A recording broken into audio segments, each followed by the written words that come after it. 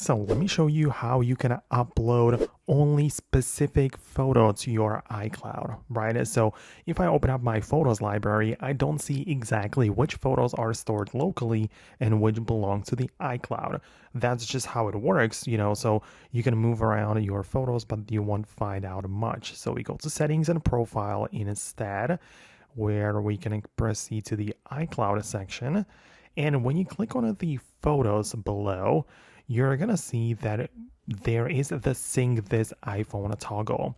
And if this is turned on, every single picture from your gallery will be uploaded to the iCloud. So I would recommend you to keep it turned off like I do. And now instead, go to the Safari web browser, go to a new tab, and literally type in iCloud.com. We're gonna get there to iCloud Photos, but over the web version. So just click on the sign in button like this. You can just scan your face most likely like this, and I'm gonna be able to get inside. So as I said, this is the iCloud web version.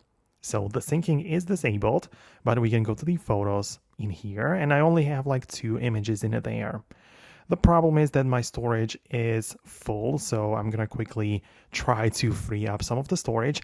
And now that I did that, you can see in here that I can click on the cloud icon, the upload button in the top portion of the display, choose a photo from the selection, and literally upload one specific image to the iCloud. So it might be this one, like in here, which is essentially gonna join those 2 existing photos in my iCloud photos library.